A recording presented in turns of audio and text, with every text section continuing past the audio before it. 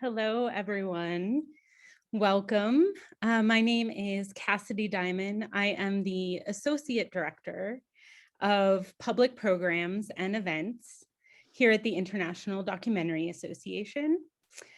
Before we get started, I would like to offer, as we always do, a brief land acknowledgement. I'm coming to you today from Santa Fe, New Mexico, home of the Pueblo, Tiwa, Apache, and Navajo people who have been stewards of this land for generations. I would also like to offer thanks to our sponsor, Variety, for helping to bring this series to all of you this spring. We're really excited to have them on board. You can find out all of our upcoming screenings at documentary.org/award spotlight. And we have screenings and Q&As coming up all the way through almost the end of June. So check us out. But without any further ado, I'm going to hand it over to Amy Nicholson, film critic at KPCC, for this great conversation around Apple's documentary, Billie Eilish. Welcome, Amy. Hi, everybody. I'm really happy to be here and ask a gazillion questions that I have to learn more about the making of Billie Eilish. The world's a little blurry, so I won't hesitate for a second. Let's just start bringing on our filmmaker team. Let's start with our director, RJ Cutler. He directed the film, he wrote the film, and he produced the film. Hello, RJ. Hello, hello. Thanks so much for having us. Oh, we're happy. And next, let's bring up Jenna Rocher. She is our cinematographer. Hey, Jenna. Hello there. Hello, hello. And now we have our editing tag team who did a lot of work, and I have a lot of questions for them. Let's bring on Greg Finton and Lindsay Utes. Hi, guys. Hi. All right, so hello. Let's start at the beginning, because this is a documentary that maps an entire career arc trajectory of a young artist and, you know, a person becoming a young woman from 16 to 18. I mean, how long, just so I can really have a sense of this, was this shoot? And was it longer than you even might have expected it to be at the very beginning? I'll start with RJ. Well, again, thank you so much to the IDA for having us. So this is such a, it's great to be reunited with the filmmaking team. It's such a pleasure and rare in these COVID days. We and thank you for identifying the film as you did, as the story of a young artist coming of age and of a young woman coming of age, because that's really how we envisioned it from day one, really from the time I met Billie. You asked when we started filming. I filmed, I was in the hospital as Maggie gave birth to Billie, and no, that's not true. We met with Billie shortly before her 17th birthday. So when I met her for the first time, she was 16. It was I think in August of whatever that year was in the before times that I can't remember. But we met at her home with her family and some of her team, and she and Phineas were deep into making the album. When we all fall asleep, where do we go? And we very quickly, I felt that this would be a wonderful film and a wonderful opportunity, and said I'd like to direct it. And we imagined at that point that we would film, you know, we thought really for until the end of kind of Billie's tour, which at that point was scheduled to end back in Los Angeles about 3 months after the album was released. And so we thought we'd film about 6-8 months. And then as we were filming, we realized, my goodness, it's just too good. There's too much going on to kind of cut it off randomly at that point. Wouldn't it be more natural to film all the way through to the Emmys? I mean, sorry, to the Grammys, and to conclude in January. So that would be like 10, 11 months 12 months of filming. And that's what we decided to do and pursued it like that. We were the great beneficiaries of the fact that Maggie is a natural documentarian and that the times we live in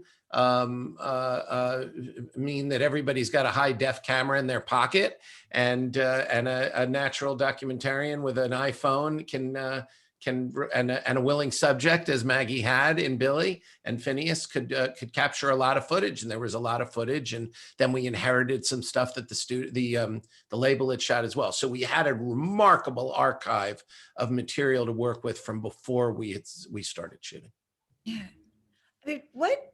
I mean, in this town, in this time in LA, there's probably 1,000 young artists right now whose parents think they're going to be the next big thing. Why this artist? Because you're picking the subject before the album, before the Grammys, before your climax. Like, how did you know that there was going to be a story here?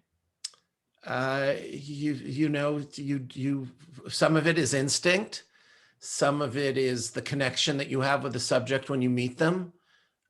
Some of it is your admiration for their work and where they're going. And when that all combines at a very high level and you leave a meeting kind of, on fire and full of curiosity and passion and desire to tell a story, as I left my first meeting with Billy, you go for it. And it wasn't really, it didn't matter to me what happened to the album, to tell you the truth. I was curious about this person and this family and this brother and sister who created this remarkable art together. It was already extraordinary what they had done, whether she was a Grammy Award-winning artist or not, whether she was a gold record, accomplished artist or not. This was Billie Eilish, and here was a chance to tell her story. And as I say, to tell the story not only of a remarkable artist, but of a remarkable young woman, both of whom were coming of age at the same moment. And I instantly, I'm sure I reached out to Greg and Jenna right away. We had worked together a lot, and it wasn't long after I met Billy that I first sat with Lindsay to talk to her about doing this, because I was so excited about the very notion. And you look for inspiration. I mean, it seems that when you watch this film, I can almost imagine, Jenna, how your work as a cinematographer had to mutate and adapt during the course of this filmmaking. I mean, you go from here she is with a number of fans that it's possible to hug all of them, to like hordes of people following you guys wherever you go. I mean, I want to learn about the range of filming that you had to do in here, because you're going from concerts to like being inside a house that isn't built for filming. I mean, tell me about that range and that flexibility and being able to be like a fly on the wall when you have to be. Oh, the fly on the wall. We're the no fly on the wall now. I mean, I think it's being, first of all, I think it's always what I say about shooting verite is like half personal sort of approach as a human being, and the other half is technical. So I think going in, RJ and I talked about the importance of it being so slim. And it's just literally myself, RJ, and our amazing sound operator, Jay. So that was one thing. That was where hopefully that was a good starting point for intimacy, for having the opportunity and not too many distractions, so that in between all that was going on, that we could bond with them and connect and have a lunch or put the camera down. For me, it was like, in terms of going from place to place, like the camera had to be part of me. It's not this thing that I would pick up and then, put down, There are those cameras and I use them for other projects, but not for this one. For this, it was the old Canon C300 Mark II workhorse, and it was on a monopod, and I had this Cine saddle, this cushy thing that's like my portable bean bag that RJ loves. I'm gonna get him one. And it's really about, staying in the corners, but it's also not like, I'm not here. Pretend we're not here. You never would say that to anyone. It's like, I'm here and I hope you like me, and I'm going to do my best to not interfere with your life, and I'm going to be as respectful as I can. And I'm going to be patient, because that's the nature of verite filmmaking, is just compassion and patience. And I'm curious, as RJ said, about curiosity. And I think a family like Billy's family and Billy, they recognize that. I think where they were sort of kindred spirits, all of us, and that's in that vein. So I had to be ready for any moment that she was going to get in her car and just drive to wherever. We were just on our toes and literally ready for anything. And that made for just, I think she appreciated that. You have to keep up with that teenager, so. I just wanted to kick in a little bit about this notion of fly on the wall, which is, you can tell Jen and I kind of, and I think verite filmmakers often take a little bit of exception to, because we are not flies on a wall. We're human beings. We're people. We take up as much space as a full-sized human. I take up a little bit more than Jenna does, but we're, especially in a house like Billy's home, we're present. And Jenna's got a camera, and there's Jay, and Jay has a boom mic, and so we're real people. But the key is that we have a connected relationship with our subjects. And we have earned their trust, and we continue to earn their trust. And that is what allows it to seem like we must be flies on a wall, because who else could capture real life this way? Well, the answer is somebody as gifted as Jenna, somebody as gifted as Jay, who have earned the trust of their subjects and who are coexisting with them in a space in such a way that the subjects are as comfortable being themselves as they would be with anybody with whom they're fully comfortable being themselves. And that is the key. So it's not a fly sneaking around, it's a real person connecting. And the other thing I want to point out about Jenna is, in spite of the fact that she's describing so beautifully her process, she's being a little bit modest, because she was also required to adapt. Sometimes that saddlebag couldn't get in the room. Sometimes she had to be even slimmer. Sometimes, like in the final sequence at the Grammy Awards, we weren't allowed to have a camera, and she masqueraded as a member of Billy's entourage with an iPhone. And all of that amazing material on Grammy night was filmed on an iPhone by a master cinematographer who was able to capture that intimacy, that scene with Justin Bieber when he calls, that is such a massive payoff to the film. And that's because of this relationship that she's developed, these technical skills that she has that she describes. So I just want to add that to it.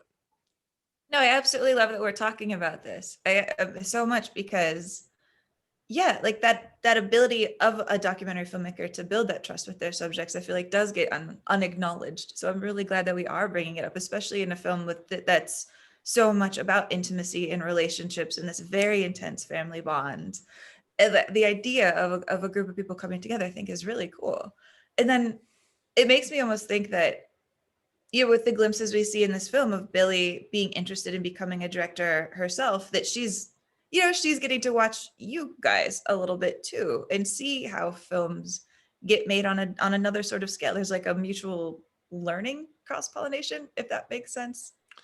Yeah, I'm sure there was. I mean, but Billy, really, I do think Billy arrived on the planet on some level as a fully formed musical filmmaking artist. Obviously we see her grow and evolve, but her instincts, since she was a kid, she's been making films. But the really interesting thing about this film is that, Billy, as you see in the movie, is completely in control of all of the creative aspects and artistic aspects and business aspects of her work and her career. And yet, as involved as she is, as much as she's the final word on all of those things, she really had no interest in playing the same role in this film. She was very comfortable as subject. Now, one of the things subjects do when they're comfortable and they trust the filmmakers is say, hey, come over here, see this, or hey, look at what I found on my iPhone. Here's this footage of me telling a note to the director of When the Party's Over music video that I laid out for him with my mom, or here's something else I want you to know, or I want to show you, Jenna, my notebook. That a subject does when the subject trusts the filmmaking team. But as a filmmaker herself, she was like, I don't know how you guys do what you do. And she had a very similar response when she saw the film, which was incredibly gratifying. She really was moved by it, but she hadn't really taken the time even to imagine that it would be what it ended up being. Well, right. And RJ, you mentioned that like you brought in Lindsay and Greg really early on, it sounds like at the start, which I can imagine had to be really crucial in shaping the story, because when I'm looking at this film, I see two really big challenges that both Lindsay and Greg are kind of wrestling with, you know, or two ways of approaching the story. I mean, let's start with the first one. It seems like you guys got handed a fair amount of like pre-existing family recorded footage and stuff that they were just recording in the house at the time. Like, let's start there. Like, how did you start looking through that, categorizing it, figuring out what to use? Well, I'll let these guys describe what our process was. Well, we had a person on board who's not here today, Jay Rue, who actually came on before both of us to screen a lot of that material and log it and kind of absorb it. So he was like our go-to in terms of finding things, pulling selects. You know, obviously there was a lot of us just going through all this raw material, but there was so much that, you know, Jay Rue really came in before us and helped kind of manage and organize it. And he was, you know, he was a huge help along the entire journey of making this film up until we locked pictures. So I just want to acknowledge him. And then Jonathan, we'll say his full name, right? Jonathan Ruane. Jonathan We're so colloquial with him, and you know, yeah, he's a great guy. Yes. So when we started, though, Greg and I always talk about how much fun we had screening the raw material.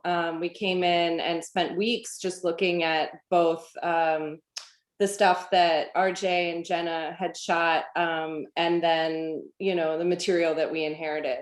And it was so clear early on that we had, you know, such incredible, you know, characters to work with. I mean, especially Billy, who's so comfortable on camera and so totally herself, you know, and it's just such a gift to work with that, you know, sort of level of authenticity, because it makes it just so fun. And then in terms of the iPhone footage, Maggie's footage, I mean, that was a whole other beast. But I remember when I first started seeing the stuff of Billy and her brother making the album in the bedroom, it was incredible to me that they had documented that.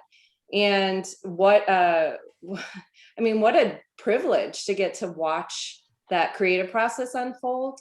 I think anybody who works in a creative field, who's familiar with how hard it is to put things together, you know, to create things, can identify, even if they don't like their music. I mean, you can identify with that process of and the collaboration it takes between people to create art. So we were all really drawn to watching that process play out, the making of the album. And I don't even know if RJ, you know, initially thought that was going to be a part of the film, but it became a crucial part of the film, because we realized you couldn't really release the album and watch her rocket to fame without kind of being on that journey of creating it. And so it you know, it made its way into one of our long assemblies, and it stayed, you know, it became an indispensable part of the film. So.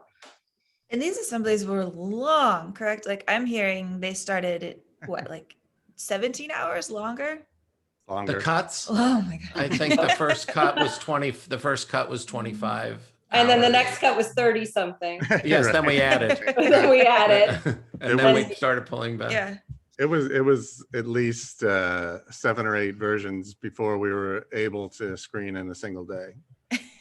Well, and But yet, I dare say, if you looked at the whiteboard, at the cardboard of that 20-something hour cut, the structure was not tremendously different. And also the difficult areas were the difficult areas we had through the process. Like the stuff that worked very early very clearly. And then the stuff we had to wrestle with was, I think, fairly evident to us from fairly early on. You know, the whole process is storytelling. The whole process, every step of the way, you're having a conversation together about what did I see and what did I experience while I was seeing it. Jenna and I have that conversation in the field all day long or every day. You know, do we tend to have it at the end of the day or the beginning of the day before we go in? What did you see? What did you experience? What did you feel? What do you think? What are your impulses? What are your emotional responses? And that same conversation happens with the editors. They watch the footage. The first thing we do is talk about what all those conversations were in the field. And then as they're watching it, they're relating what they saw, what they experienced, what their emotional connection is, because we all have different emotional connections to the material. I had by the time we got into the edit room, I brought with me my whole year of an experience. And then Greg and Lindsay each had their own emotional connection and value system and why this matters, why this works, why it makes me laugh, why it makes me cry, why I want to watch more, why I'm bored out of my mind. All of those things become part of it. And the more you have that conversation over and over again, I believe the more you discover what the film is.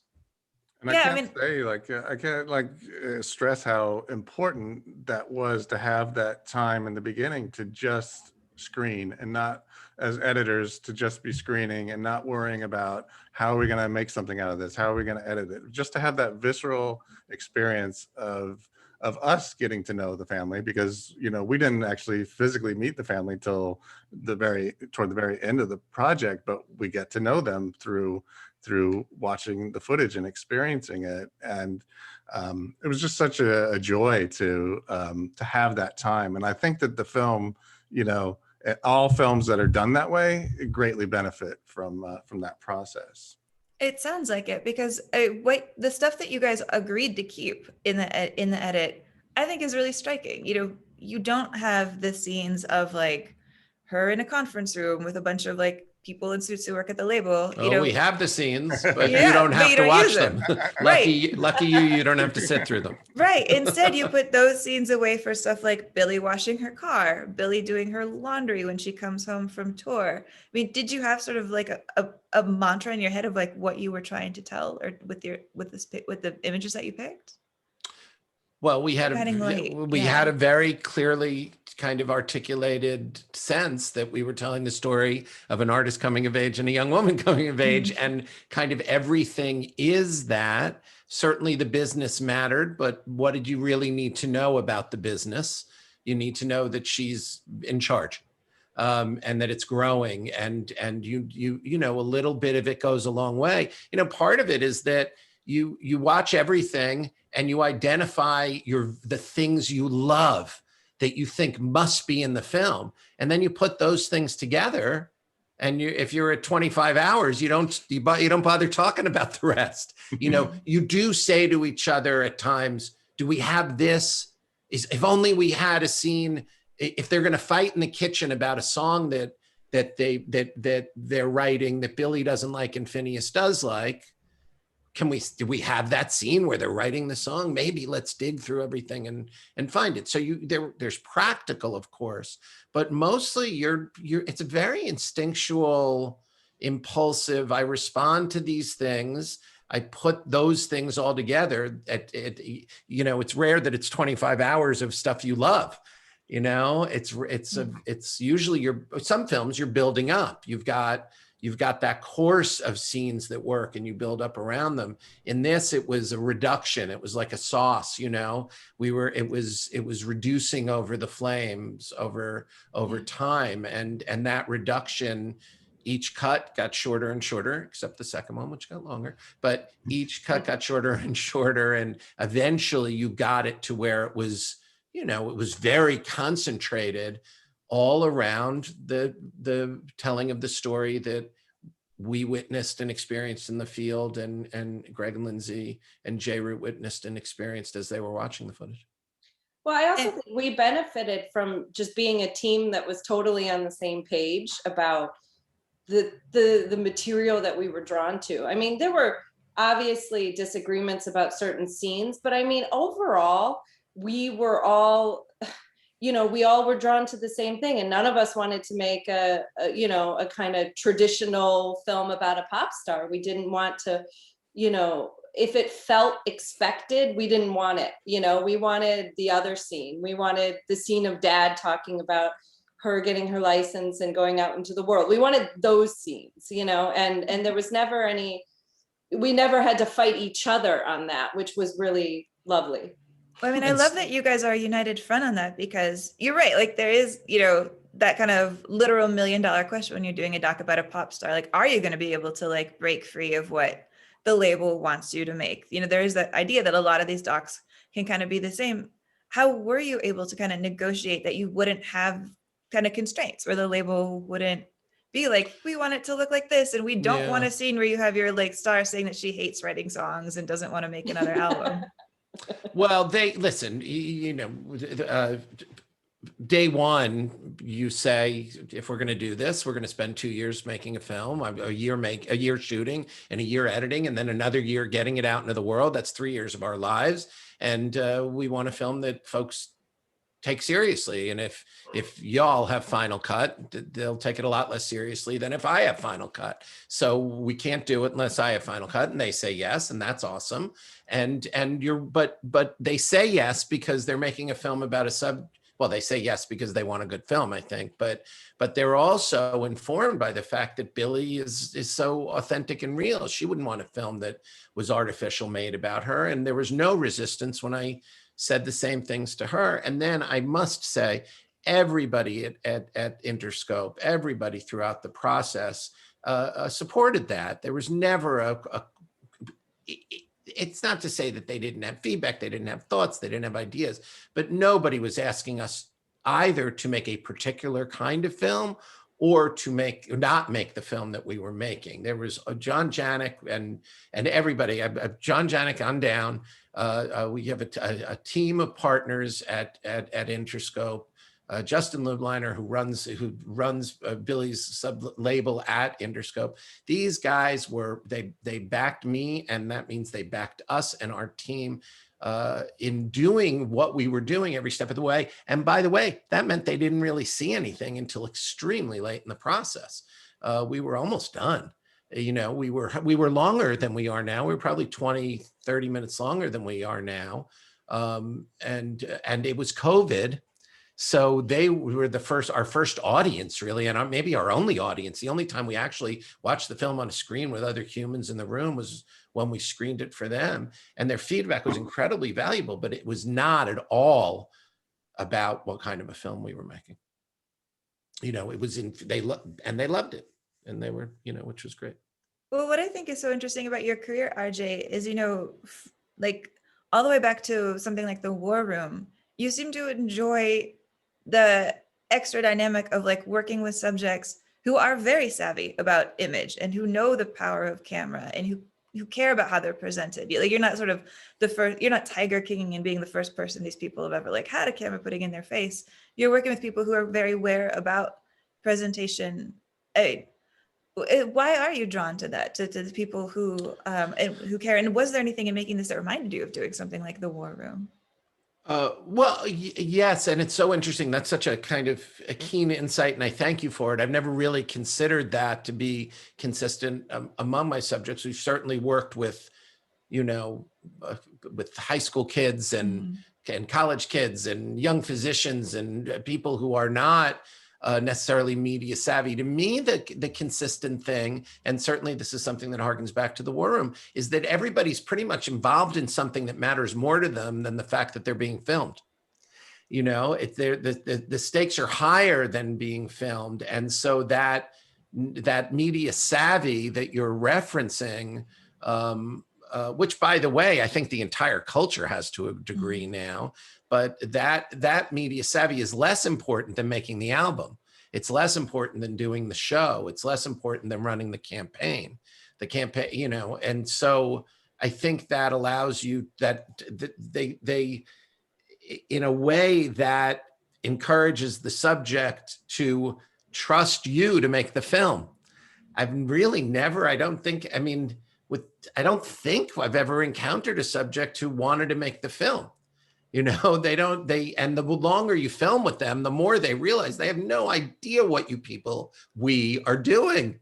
They have no idea. They can't believe Jenna did 8 hours and she comes back the next day and she does 10, and she's got the camera and Jay's holding it. They can't believe it. They can't believe all those hundreds and maybe thousands of hours of footage. I mean, Maggie gave us DVD cases this thick, multiple cases, a dozen of them, and hard drives full of footage. They can't believe that somehow we're going to make it into a movie with characters and narrative and emotion and cinematic values and drama and all of those things and comedy.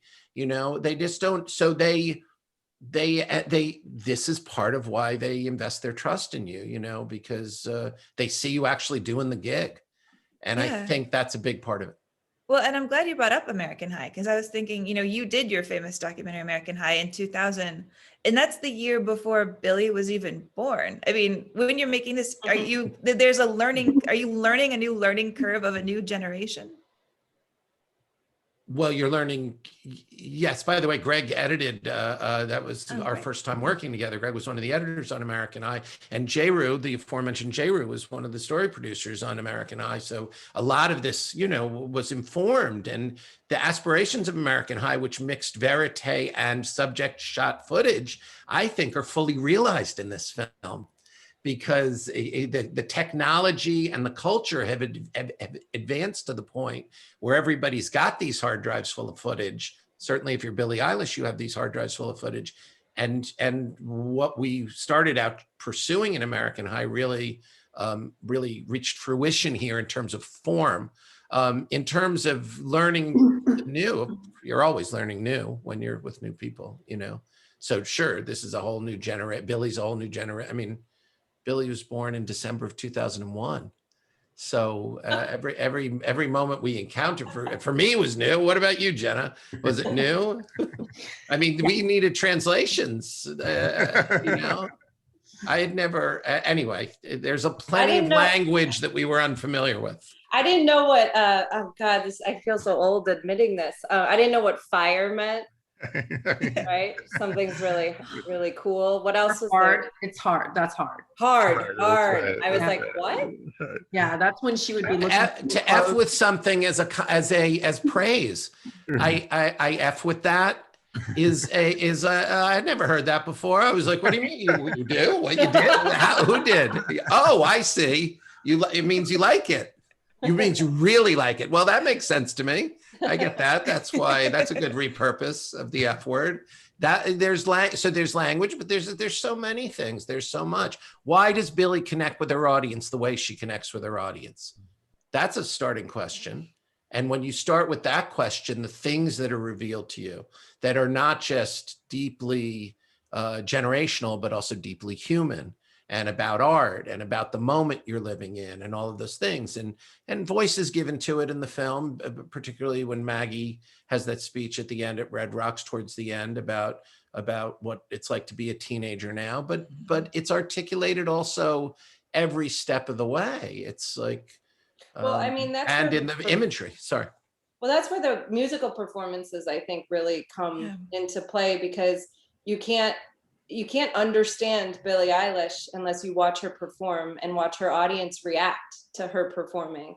And so those concerts were not just, you know, for us, and I think we all felt this way, we're not just like, you know, a detour from the movie where we're going to go to a song. It was continuing the story of Billie Eilish. And in those performances, you understand on a gut level, on a visceral level, why she connects with her audience and why she is the big deal that she is, you know. And so those musical performances became such a important part of our storytelling process, and a way to develop the film emotionally, you know, and create something really dynamic with the verite scenes.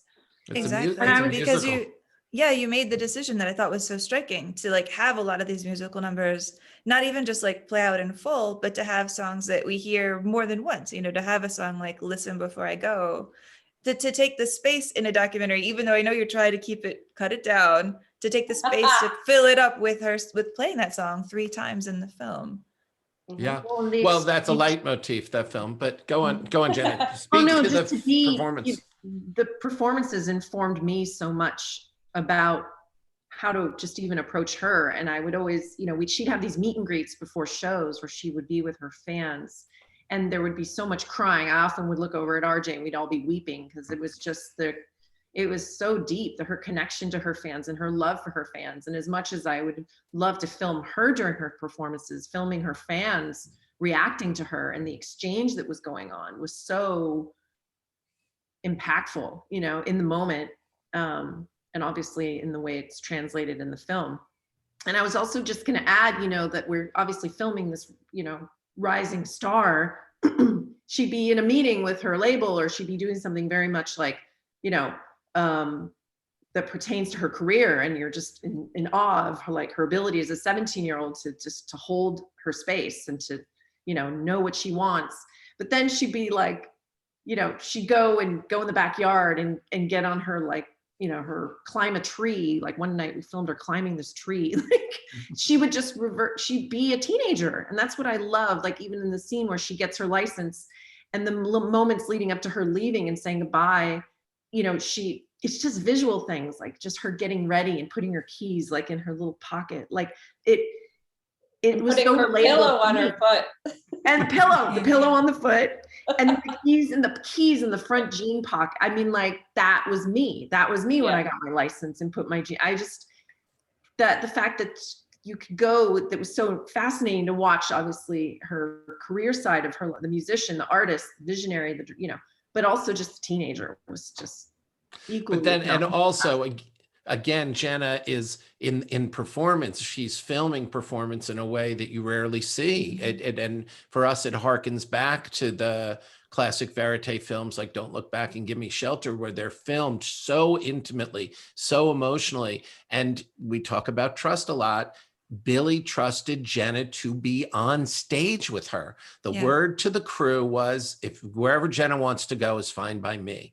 And that allowed her to capture that intimacy, that emotion, that to you know, get in the guts of the connection between Billie and her audience, to get to the full power of the art. And I'm not sure you can ever see Billie in that way, even if you're in the performance space, in the way that Jenna captured her, unless you watch the footage from the film. There's astounding stuff, and it begins at the very beginning. The opening song, Bored, which we, you know, always said was a kind of incantation, you know, we're gathering, and it's a little musical prayer to begin the journey as everybody's settling in, and then we take them on this ride. And that level of intimacy and emotion was what we aspired to throughout the filming of all the performances. Yeah, I mean, you can really see that in the performances. Like Jenna, watching them, I kept thinking, how are you even keeping up with Billie on stage? Because Billie, being a young girl, is having a hard time keeping up with herself. The way you capture, like, the pains that she feels at the end, the shin splints. Like, I mean, she's climbing sets. Like, how are you doing all of this? Well, I have to say, like, and RJ would often come over if he was next to me over, you know, we were watching together. It would just stay with her. Like, don't move with her. Just let her move and just be with her. And that was, there was a lot less pressure in those moments of like, no, don't try and get where she's going, because she's all over the place. But when she does settle, just be with her. And fortunately, I filmed so many shows that I got to kind of figure out where I needed to be for what song and what was the most kind of cinematic, you know, angle or perspective. And my favorite ones often were if there were a few shows where she was okay for me to be right behind her. And that was amazing, because I really got to see what it was like for Billie Eilish to be on the stage, whether she was on a stage in the early days when we were in smaller clubs, when we first hooked up with her in Europe, or, you know, fast forward all the way to Miami when she was beginning her world tour just before the pandemic. You know, being behind her and like looking through her lens for a minute was like, Oh my gosh. I was so grateful I had a camera in front of me to protect me from the 25,000 people that were staring down at the stage. I was like, ah. But it was great just to see those silhouette of those buns in my frame, that was the best. Well, I think you guys have made something really important that I think it'll be interesting to watch this film, I think, again in 20 years for people, to see it almost outside of the Billie phenomenon that's happening and see it again as a film. And for herself to even have this record of this time. I'm curious, like, I know we have to wrap up. So I guess that's my last question. In a film that is so much about like artistry and creation, as artists yourself, what have the four of you taken away from this film? Have you picked up anything that you take with you from Billie? Greg, you start. I'm going to direct this group to answer because I share your, what a wonderful question. That is Amy, thank you. That's a fantastic question. I mean,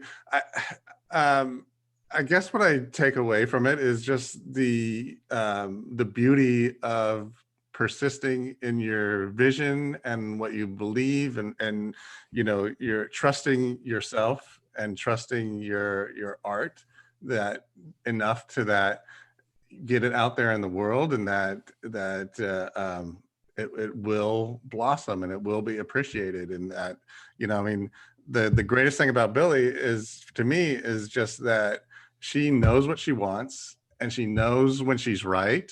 And when she knows she's right, she will not waver from what she wants to do, no matter what other people are telling her. And if she doesn't know that she's fully right, she will listen and take in, what other people are saying to her. But 9 times out of 10, when she knew what she wanted to do was right and she did it, it ultimately ended up being the right thing. And no matter how many other people on her team were saying no. And I find that very inspirational. And I guess I would like to live my life that way a little bit more. Linz? It's such a good question. I mean, I guess, make art with people you love and who love you back, I mean, I think watching her relationship with Phineas was, the fact that they can be so real with each other, they can fight, they can make up, none of it, they never stop loving each other and they never stop respecting each other, and they're able to elevate the work, and I think the same goes for filmmaking. And when you find a team, you find people that you love to work with, you can feel it in the film and you can feel it in the art. So I think, I was inspired by her process. Yeah. Jenna? I mean, I have to say the film for me was such a gift in terms of really getting a glimpse into what it means to be a teenager.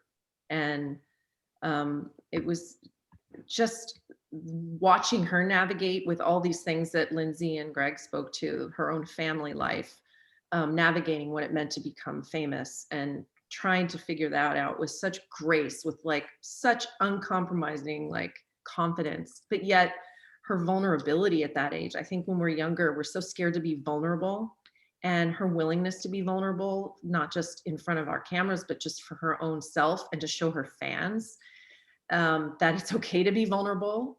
And I just appreciate that so much. And I really truly feel like I learned so much more about what kids were going through now and what they will continue to go through. And I'm just grateful that they have someone like Billie to look at and to love and to share this experience of life with.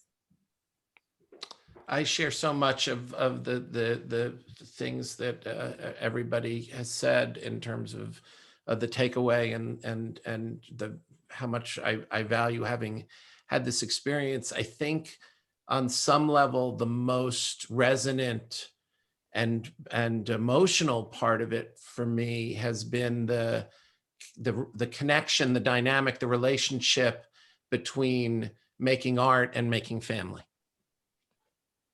And he's gonna cry. He's crying. Yeah. So stop it, Lindsay. So we're only.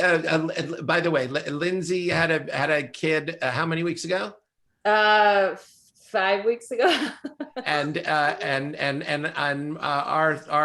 daughter is 3 weeks old. So And our so- producer had his wife had a kid like 3 weeks 2 weeks ago. ago. yeah. So Three so, Billy babies, 3 Billy babies on this project. so and right and conceived while the film was being made, and we're all family members. We all love our families deeply and talk a lot about family dynamic, because this family is quite extraordinary, and this is a movie about a family, and it's also a movie about an art. It's a movie about art, and the way those things overlap, the way they serve as a metaphor for each other, the way the things about them that are revealed through the juxtaposition of these two stories, the artist story and the family story, is just again, as Jenna said, it's a gift. It was a gift having the opportunity to make it, and now to share it and to talk a little bit about it. So there you go. Well, congratulations on all the Billy babies. That's exciting. And I just want to say, like, thank you again, like Lindsay, Greg, Jenna, RJ. Thank you all for being here for this conversation about Billie Eilish, The World's a Little Blurry. Thank you guys for watching, and congratulations on the film. Thank you. Amy. Thank you, everybody at IDA. Thank you so much. Indeed.